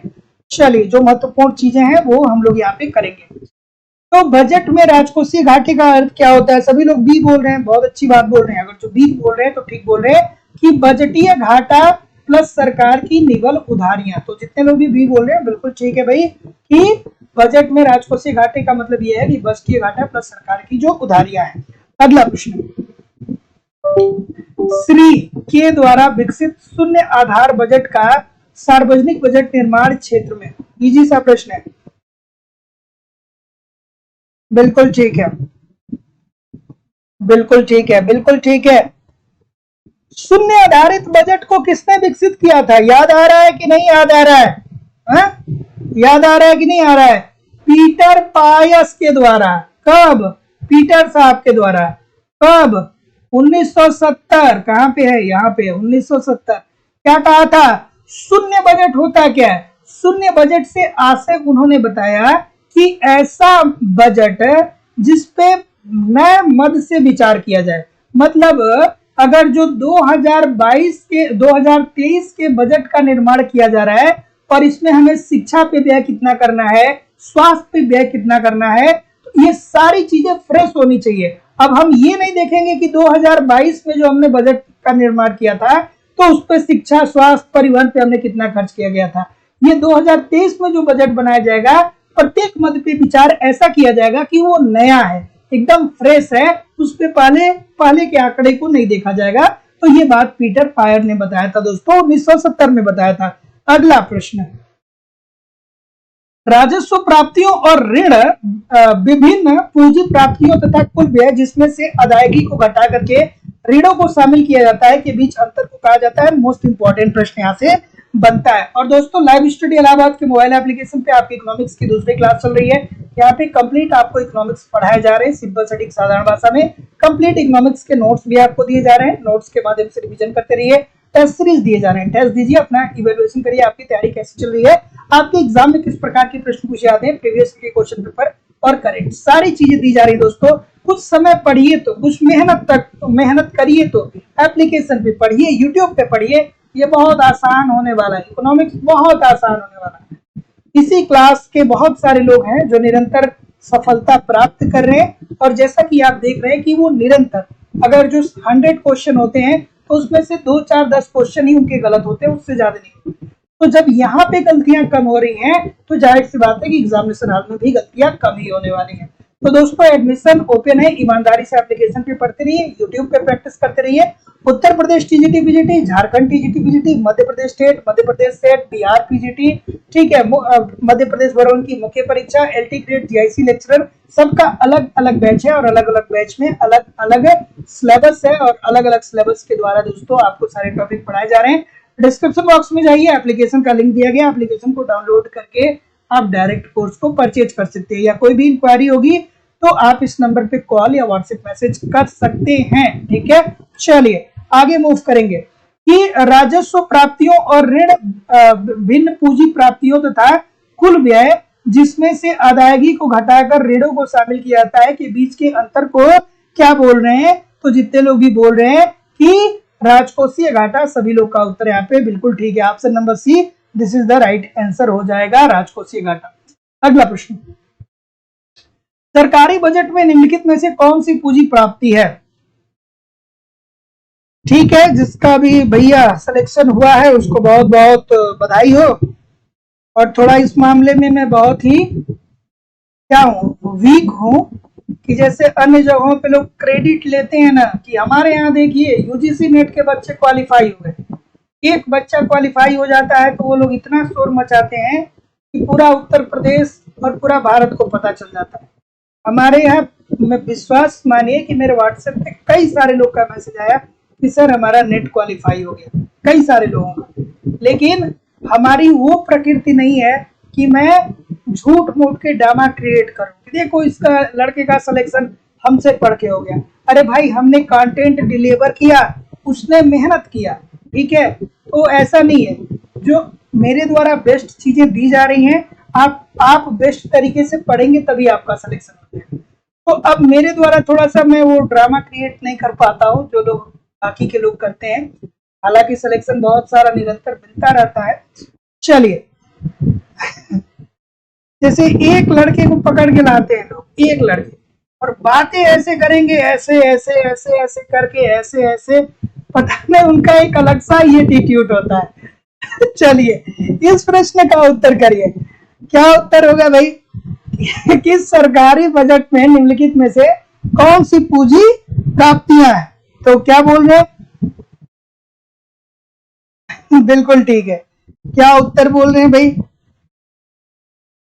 चलिए, तो सरकारी बजट में निम्नलिखित में से कौन सी पूंजी प्राप्तियां हैं। तो जैसा कि मैं देख पा रहा हूं, क्या उत्तर आ रहा है भाई, गलतियां आ रही है, गलतियां आ रही है, गलतियां आ रही है, गलतियां आ रही है, गलती हो रही है, थोड़ा और आराम से करिए, गलती हो रही है, थोड़ा सा आराम से करिए। और बिल्कुल ठीक है, थोड़ा आराम से करिए, इस प्रश्न का उत्तर गलती हो रही है, गलती हो रही है, कई सारे लोग गलत कर रहे हैं। बिल्कुल ठीक है, बिल्कुल ठीक है, बिल्कुल ठीक है। और कोई? तो जितने भी सी बोल रहे हैं अब जाके ठीक बोल रहे हैं, जितने लोग भी सी बोल रहे हैं ठीक बोल रहे हैं। जनता से सरकार द्वारा लिया गया ऋण, ठीक है। तो सरकारी बजट में निम्नलिखित में से कौन सी पूंजी प्राप्ति है? तो पूंजी प्राप्तियों के अंतर्गत क्या आता है दोस्तों कि सरकार को जो आय मिलती है और उसमें क्या शामिल होता है, उसमें ऋण भी शामिल होता है। तो जितने लोग भी सी बोल रहे हैं सभी लोग का उत्तर यहाँ पे एब्सोल्युटली 100% ठीक हो जाएगा, जनता से सरकार द्वारा लिया गया ऋण। अगला प्रश्न, जेंडर बजटिंग के संदर्भ में निम्नलिखित कथनों पर विचार करें और नीचे दिए गए कूट की सहायता से उत्तर दें। बिल्कुल ठीक है। जेंडर बजटिंग की शुरुआत कहां हुई थी सर, बताएंगे? जेंडर बजटिंग की शुरुआत सर्वप्रथम कहां पे हुई थी, कमेंट करके बताइए। बहुत खूबसूरत सा प्रश्न है, बिल्कुल ठीक है। जेंडर बजटिंग की शुरुआत कहां पे हुई थी और जेंडर बजट क्या होता है? जेंडर बजट होता क्या है? जेंडर बजट के अंतर्गत जब बजट का निर्माण किया जाता है तो महिलाओं और बच्चों के लिए अलग से व्यय निर्धारित किया जाता है कि महिलाएं और बच्चे जो हैं उनके लिए अलग से गवर्नमेंट व्यय करने का कार्य करती है, मतलब बजट का निर्धारण करती है। और सबसे पहले जेंडर बजटिंग की अवधारणा कहां पे आई भैया? ऑस्ट्रेलिया में आई। आई कि नहीं आई? ऑस्ट्रेलिया में आई, है ना। तो देखिए, हाँ ठीक है। और भारत की बात करें दोस्तों तो भारत में जेंडर बजटिंग की शुरुआत कब होती है? 2005 और 6 में, ठीक है। तो बजट का जेंडर विश्लेषण होता है, मतलब जेंडर के आधार पर बजट का निर्माण होता है। महिलाओं के लिए एक अलग बजट का निर्माण किया जाता है, बिल्कुल ठीक है। और क्या उत्तर बोल रहे हैं सभी लोग? महिलाओं के लिए थोड़ी तैयार किया जाता है दोस्तों, ये जेंडर के आधार पे तैयार किया जाता है, महिलाओं और बच्चे होने चाहिए, ठीक है। ये गलत हो जाएगा, है ना। एक अलग नहीं होता है, उसमें ध्यान रखा जाता है, ठीक है। आगे मूव करेंगे कि भारत सरकार ने वर्ष 2005-6 में जेंडर बजटिंग अपनाया, तो ऑप्शन नंबर बी होगा सर, ठीक है। ए और सी जो होगा वो राइट आंसर हो जाएगा, ठीक है। ए और सी राइट आंसर हो जाएगा, ठीक है। तो ऑप्शन नंबर जितने लोग भी यहाँ पे क्या बोल रहे हैं, बी बोल रहे हैं, बिल्कुल ठीक बोल रहे हैं। अगला प्रश्न, ट्विन डेफिसिट समस्या का अर्थ एक देश में निम्नलिखित का होना है। ट्विन डेफिसिट क्या होता है सर? हाँ, अलग शब्द का इस्तेमाल नहीं होता है, ठीक है, उनका ध्यान दिया जाता है, बिल्कुल ठीक है। सही इसका पता है सही क्या होना चाहिए कि एक निश्चित भाग, ठीक है, निश्चित भाग रखा जाता है महिलाओं के लिए, अलग से नहीं। महिलाओं के लिए और बच्चों के लिए बजट का एक निश्चित भाग निर्धारित होता है, ठीक है। निश्चित भाग शब्द वहां पे इंपॉर्टेंट, वहां पे महत्वपूर्ण है। निश्चित भाग निर्धारण किया जाता है, ठीक है। अर्थात जब बजट का निर्माण करते हैं तो महिलाओं और बच्चों के लिए बजट का एक निश्चित बजट के एक निश्चित भाग का निर्धारण करते हैं, भाग की बात करते हैं, ठीक है। तो इस बात को ध्यान से समझिएगा, वहां पे थोड़ा सा कंफ्यूजन हो गया था, ठीक है। चलिए, कि ट्विन डेफिसिट समस्या का अर्थ एक देश में निम्नलिखित का होना है। तो ट्विन डेफिसिट क्या होता है भैया? आप कहेंगे कि देखिए सर जी, उच्च राजकोषीय घाटा और चालू खाता घाटा। तो जितने लोग भी ऑप्शन नंबर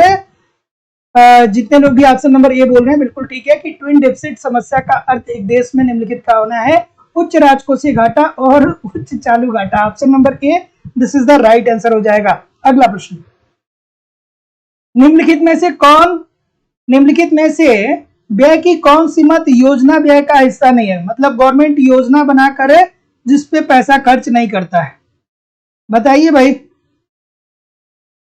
बिल्कुल ठीक है, अफजल हसन जी, शिवानी श्रीवास्तव जी, मिथिलेश भास्कर जी, रीता कश्यप जी, सपना सोनी जी, अनीस पांडे जी, अफसाना सिद्दीकी जी, रुचि जी, ठीक है, सपना सोनी जी, अरविंद प्रसाद जी, तस्नीम खान जी, पुनीत जी, निकेत चांद जी, रश्मि तिवारी जी, प्रभाकर कुमार जी, बहुत तेजी से कमेंट जा रहा है, लाल बहादुर जी, संगीता जी, बिल्कुल ठीक है। सभी लोग जितने लोग भी बोल रहे हैं सबका मैं नाम ले रहा हूं, ठीक है। क्या उत्तर आ रहा है भाई कि ऑप्शन नंबर बी बिल्कुल ठीक है भाई। सेना पर जो व्यय होता है, युद्ध पे जो व्यय होता है, ठीक है, आपातकालीन स्थिति पे जो व्यय होता है, वो सरकार बजट के अंतर्गत इसके लिए पैसा का अलॉटमेंट नहीं करती है, ठीक है। तो निम्नलिखित में से कौन सा व्यय सरकार की मद का योजनागत व्यय का हिस्सा नहीं है? तो योजनागत व्यय का हिस्सा सेना पर किया गया व्यय, युद्ध पे किया गया व्यय, आपातकाल में किया गया व्यय, ये योजनागत व्यय का हिस्सा नहीं है, ठीक है। गवर्नमेंट अगर जो उपहार देती है तो ये भी योजनागत व्यय के अंतर्गत नहीं आएगी, ठीक है। ऋण को चुकाती है, ये भी योजनागत व्यय के अंतर्गत नहीं आएगा, ठीक है।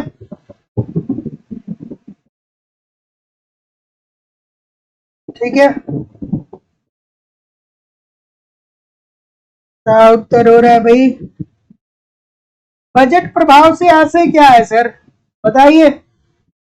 लाइक शेयर जो लोग नहीं कर रहे हैं उनके लिए क्या किए जाए? थोड़ा सा वीडियो को लाइक और शेयर कर दिया करिए। क्लास आपकी ही तो है, आपके लिए ही तो मैं क्लास ले रहा हूं, ठीक है। आप इतना अच्छा से पढ़ रहे हैं तभी तो मैं पढ़ा रहा हूं, इतने दिनों से ये क्लास चल रही है। तो ऐसी स्थिति में आपका सहयोग मुझे मिल रहा है और आप लोगों से थोड़ा सा और सहयोग की उम्मीद है। तो निवेदन है कि थोड़ी सी क्लास को लाइक करते रहिए और वीडियो को शेयर जरूर करते रहा करिए, ठीक है। क्या उत्तर होगा भाई? ये बोल रहे हैं, सभी लोग बोल रहे हैं ये, बिल्कुल ठीक है। बजट प्रभाव में के अंतर्गत क्या होता है दोस्तों? सरकार के आय और व्यय की चर्चा होती है, ठीक है। सरकार के आय और व्यय की बात होती है कि सरकार आय कहां से प्राप्त कर रहा है और जो आय प्राप्त हो रहा है वो सरकार व्यय कहां पे करेगा। तो ऐसी स्थिति में अमीर व्यय वर्ग से सरकार टैक्स बहुत ज्यादा निकालता है, आपको पता है, और देश के आधारभूत संरचना में विकास करता है जिससे गरीबों का कल्याण होता है। तो इस तरीके से आय के वितरण पे सरकारी व्यय और कर नीतियों का प्रभाव होता है, ठीक है। गवर्नमेंट क्या करता है कि कर के माध्यम से आय प्राप्त करता है और फिर सरकारी व्यय करता है जिससे निर्धन व्यक्ति भी लाभान्वित होकर के उसकी निवेश क्षमता को बढ़ाई जा सके। अगला प्रश्न, बिल्कुल ठीक है। अगला प्रश्न कि घाटे के बजट की स्थिति में जब घाटा की भरपाई करों से की जाती है तब बजट कहलाता है। घाटे का बजट कब होता है भैया? घाटे का बजट कब होता है, बहुत बार पूछा जाता है। तो घाटे का बजट कब होता है भैया? आप कहेंगे कि देखिए सर जी, सरकार की जो आय होगी ना वो कम होगी, लेकिन सरकार अगर जो व्यय ज्यादा करेगा तो इसका मतलब कि ये घाटे का बजट है। मतलब सरकार को आय कम मिल रहा है, अर्थात सरकार को आय कहां से प्राप्त होता है? कर के माध्यम से और आंतरिक ऋण और बाह्य ऋण के माध्यम से, ठीक है। और सरकार व्यय कहां पे करता है? शिक्षा, स्वास्थ्य, परिवहन, देश के आधारभूत संरचना पर विकास करता है, ठीक है। तो क्या उत्तर होगा भाई? सी बोल रहे हैं, तो जितने लोग भी सी बोल रहे हैं बिल्कुल ठीक बोल रहे हैं, संतुलित बजट। और संतुलित बजट में क्या होता है कि जब सरकार की आय बराबर हो जाए सरकार के व्यय के। तो थोड़ा सा ध्यान से समझिएगा कि घाटे के बजट की स्थिति में जब घाटे की भरपाई करों से की जाती है तब बजट जो कहलाता है ये संतुलित बजट कहलाता है। जितने लोग भी सी बोल रहे हैं ठीक बोल रहे हैं। अगला, वास्तविक राष्ट्रीय आय में वृद्धि होगा जबकि। वास्तविक राष्ट्रीय आय में वृद्धि कब होता है भाई? और दोस्तों देखिए, मेहनत खूब करिए, मेहनत खूब करिए। जब तक आप अपने कार्य का सम्मान नहीं करेंगे, जब तक आप खुद के प्रति ईमानदार नहीं होंगे, तब तक आप ये बात भूल जाइए कि आपको समृद्धि मिलने वाली है और समाज से आपको इज्जत मिलने वाली है। पूरे समाज में लोग ऐसे ही हैं कि वो किस प्रकार के से आपका इस्तेमाल कर पाए, इस बात के लिए वो अपॉर्चुनिटी को ढूंढते। ठीक है, तो आपको यार किसी और के लिए इस्तेमाल नहीं होना है। और अगर जो खाली रहेंगे, जिंदगी का कोई लक्ष्य नहीं रहेगा, तो जाहिर सी बात है कि लोग आपको इस्तेमाल करेंगे।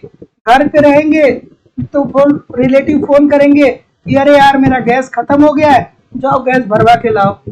वो भी जानते हैं कि आपके जी में कोई काम नहीं है, तो आपकी मजबूरी होगी कि भैया चलो गैस भरवा लाते हैं उनका, क्योंकि रिलेटिव है, रिश्ता बचाना है। और बेरोजगार आदमी रिश्ता बहुत बचा के रखता है। बेरोजगार आदमी की सबसे बड़ी कमी होती है कि वो रिश्ते को बहुत बचाता है ना। जो अमीर व्यक्ति होता है वो रिश्ता कहीं भी बना लेगा, उसके पास हजारों लोग मिल जाएंगे। लेकिन जो बेरोजगार होता है, जिसके पास कोई काम नहीं होता ना, वो रिश्ते को बहुत बचा के रखता है। वो दिन भर धूप में खड़ा रह जाएगा, लेकिन कहेगा नहीं, हमारा समाज है, हमको रिश्ता बचाना है। क्या रिश्ता बचाना है? को अपने पे मेहनत करिए, ठीक है, सफलता मिल जाएगी तो वैसे ही सारे रिश्ते बच जाएंगे। और असफल रहेंगे तो आपको कोई पूछने वाला नहीं है। जब आपका काम खत्म हो जाएगा फिर आपको कोई पूछेगा नहीं। क्या उत्तर होगा भाई? वास्तविक राष्ट्रीय आय में वृद्धि। तो जितने लोग भी ऑप्शन नंबर क्या बोल रहे हैं कि अर्थव्यवस्था में कुल उत्पादन बढ़ता है, ठीक है। तो वास्तविक राष्ट्रीय आय में वृद्धि का मतलब क्या होता है कि अर्थव्यवस्था में कुल उत्पादन का स्तर बढ़ता है, ठीक है। तो अर्थात उत्पादन बढ़ेगा तो हमारे देश की क्या होगी? जीडीपी में वृद्धि होगी। और जब जीडीपी में वृद्धि होगी भैया, तो इसका मतलब यह है कि क्या हो रहा है कि हमारे देश की राष्ट्रीय आय में भी वृद्धि हो रही है। तो जितने लोग भी ऑप्शन नंबर डी बोल रहे हैं, बिल्कुल ठीक बोल रहे हैं। अगला प्रश्न, चलिए चलिए इस प्रश्न का उत्तर करिए। और जिंदगी में हमेशा ना बोलने का प्रयास करिए, ठीक है, ना बोलिए। अगर जो कोई कुछ कह रहा है तो भैया हमारे पास समय नहीं है। अक्सर लोग फंस जाते हैं कि वो बहुत सज्जन होते हैं, वो ना किसी को बोल ही नहीं पाते। ना बोलना शुरू करिए, नहीं हमसे नहीं हो पाएगा, है ना। चलिए क्या उत्तर होगा भाई कि राष्ट्रीय आय। और जब आप किसी का काम कर देते हैं तो पता है वो दूसरे से क्या करता है? पता है, चेला है मेरा, जो काम करते हैं वो कर देता है ना। जब आप उसका काम करके आते हैं तो लोग ये कहते हैं चेला है मेरा, वो अपने परिचय से जो आपसे काम करवाया है, वो अपने परिचय वालों से कहेंगे चेला है हमारा, भक्त है वो। आप तो सोचे कि वो भाई रिश्ता बचाने के लिए गए, वो कहेगा ये चेला है हमारा, काम करता है मेरा। ठीक है, चलिए इस प्रश्न का उत्तर करिए। ठीक है, क्या उत्तर होगा? तो जैसा कि मैं देख पा रहा हूँ, आप क्या बोल रहे हैं सर? डी बोल रहे हैं। हाँ हाँ, ठीक है। तो ठीक है, तो क्या उत्तर आ रहा है कि नहीं? देखिए, जिसको रिक्वायरमेंट है उसका जरूर मदद करिए, जो जरूरी है उसका मदद जरूर करिए। जो जरूरी है, जो महत्वपूर्ण है उसकी मदद करिए। लेकिन जो महत्वपूर्ण नहीं है, अपने घर में बैठा आपको गैस भरवाने के लिए भेज दिया, क्यों करेंगे काम उसका, है ना। तो शुद्ध राष्ट्रीय उत्पाद का मान कितना दिया है भैया? ये दिया है 1000, ठीक है। कितना दिया गया? कितना दिया गया? 10,000 दिया गया, सॉरी। तो ये 10,000 दिया गया है। घटाना कितना है अप्रत्यक्ष कर को? 1500, ठीक है, 1500 करोड़। और सब्सिडी को जोड़ दिया जाता है इसमें, कितना आ जाएगा? 800 करोड़, ठीक है। तो उत्तर कितना आ जाएगा? 9300 करोड़। तो जितने लोग भी ऑप्शन नंबर क्या बोल रहे हैं? डी बोल रहे हैं, सभी लोग का उत्तर बिल्कुल ठीक है। सर जी इसको एक्सप्लेन कर दीजिए। तो इसको एक्सप्लेन क्या करना है भैया? जो राष्ट्रीय आय होता है वो क्या होता है? राष्ट्रीय आय इज इक्वल टू क्या होता है? शुद्ध राष्ट्रीय उत्पाद, शुद्ध राष्ट्रीय उत्पाद माइनस अप्रत्यक्ष कर, और प्लस इसमें हम क्या कर देते हैं? सब्सिडी को जोड़ देते हैं। ये फार्मूला है। तो जितने लोग भी ऑप्शन नंबर क्या बोल रहे हैं? डी बोल रहे हैं, ठीक बोल रहे हैं। अगला प्रश्न, इस प्रश्न का उत्तर करिए। क्या उत्तर होगा भाई?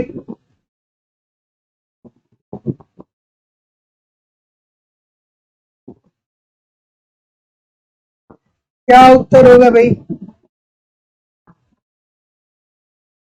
बिल्कुल ठीक है।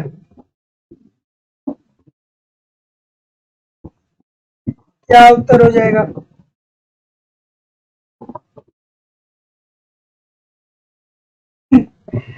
चलिए, कि यदि बाजार मूल्यों पर राष्ट्रीय आय में उपादान जोड़ दिया जाए और अप्रत्यक्ष कर घटा दिया जाए, यही कॉन्सेप्ट तो देखा गया है ना दोस्तों। तो साधन कीमतों पर राष्ट्रीय आय के, तो option number A this is the right answer हो जाएगा। अगला क्वेश्चन, राष्ट्रीय आय समिति की नियुक्ति कब हुई?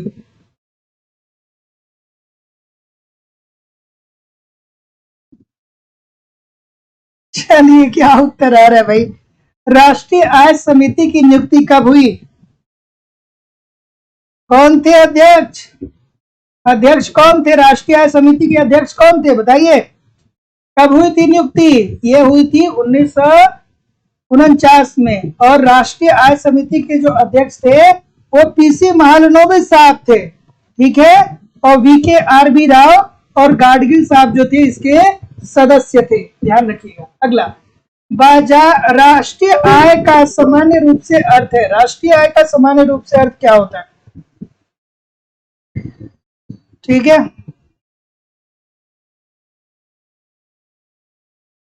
तो जितने लोग भी ऑप्शन नंबर क्या बोल रहे हैं, डी बोल रहे हैं, सभी लोग का उत्तर ठीक है। साधन लागत पर शुद्ध राष्ट्रीय उत्पाद, है ना।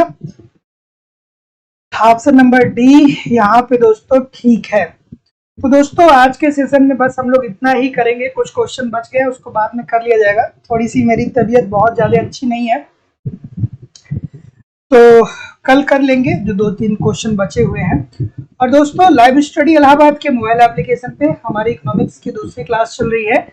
यहाँ पे हम लोग इकोनॉमिक्स के कंप्लीट कॉन्सेप्ट को पढ़ रहे हैं, और साथ ही साथ दोस्तों यहाँ पे आपको सारे कॉन्सेप्ट सिंपल सटीक साधारण भाषा में पढ़ाए जा रहे हैं। साथ ही साथ दोस्तों यहाँ पे कंप्लीट इकोनॉमिक्स के नोट्स भी आपको प्रोवाइड किए जा रहे हैं, ताकि नोट्स के माध्यम से आप अपना रिवीजन कर लीजिए। दोस्तों आपको यहाँ पे टेस्ट सीरीज दिया जा रहा है, टेस्ट दीजिए, अपना इवैल्यूएशन करिए, आपकी तैयारी कैसे चल रही है, आपके एग्जाम में किस प्रकार के प्रश्न पूछे जाते हैं, प्रीवियस क्वेश्चन पेपर भी आपको प्रोवाइड किए जा रहे हैं, और दोस्तों करंट का डाटा भी आपको प्रोवाइड किया जा रहा है। आप हमारे साथ कुछ दिनों तक लग जाइए, मेहनत करिए, प्रयास करिए।